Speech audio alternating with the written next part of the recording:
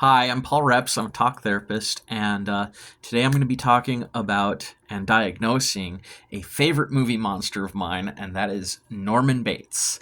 Norman is, of course, the lead character of the Psycho film series.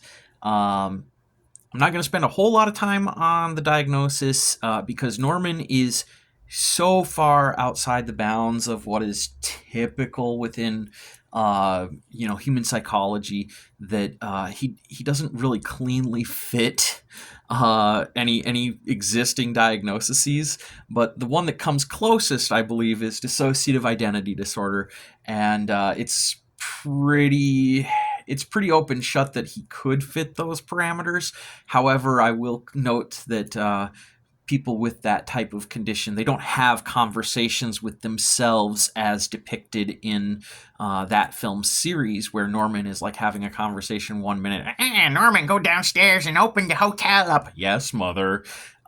That's not how people with dissociative identity disorder exist. To my knowledge, they don't typically have conversations with their personalities. In fact, it's one of the diagnostic criteria's gaps in your memory because you just don't remember having this episode or spell where you become an alter personality. Um, Norman does have those memory gaps and so forth. It's just Hollywood. Basically, it's just Hollywood making the character work for a story. Because of course, we're not trying to make this be a documentary on mental illness. It's supposed to be a thriller. Anyhow, the reason Norman is a favorite of mine is because of how Norman Bates was a character that was able to simultaneously scare me and bring out empathy for him from me. And I thought that was an impressive achievement of all the writers and directors who've worked with that series, and of course Anthony Perkins' acting. Um, Norman represents a modern way for audiences to process his fear. Um, we have, throughout our history, we have these folk creatures, folk monsters that are not necessarily designed to help people process certain fears, but these types of stories stick around because they serve a certain purpose. Why do we keep seeing werewolves be recycled over and over again?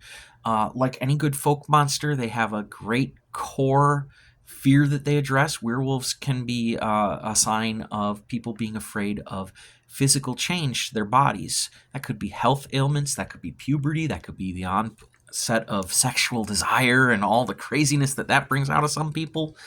Um, Vampires could represent our fear of aging, or once again, they could have something to do with sex. Of course, Christopher Lee definitely wanted to put his teeth into something, usually a woman with well, you get what I'm saying. Anyway, um, these days, it's harder to relate to things that are kind of magical. We just don't go in for those kinds of stories any longer.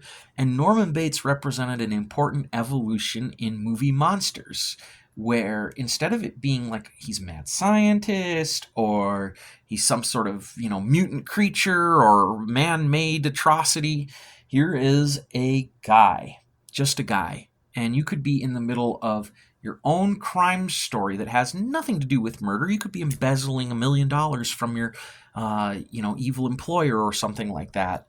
And all of a sudden you're standing there in the shower and we're all afraid of something coming out of nowhere and getting us. Whether it's a car accident or maybe a loved one suddenly departing this earth that you're not prepared to lose, or whatever it is that you're afraid. You're afraid of something happening unexpectedly. And I think that's what Norman represents, is that we all know that we're not always safe, that at any moment something could go wildly wrong in our lives. And when we watch a horror movie, any kind of horror movie, or for that matter, participate in Halloween, we are sort of giving ourselves a story or an exercise that allows us to have a safe simulation of our fears. Through these experiences, we get to have emotions that we can experience authentically, but they're happening as the result of a fictional input, so we're safe. And I think that horror films and Halloween serve a very important function in our society. They allow us to have these feelings, and they can help us to process the tough realities that we have to face. I don't mean to come off in absurdly dark or anything. It's just that, well, just like Halloween exists to let us explore our dark side for a minute or two, the fact is that it's not healthy to ignore the things that are painful, scary, or whatever other feelings you might have. I'm not saying to sit and dwell in your traumas and your problems. I'm just saying that we can't ignore something just because it's unpleasant.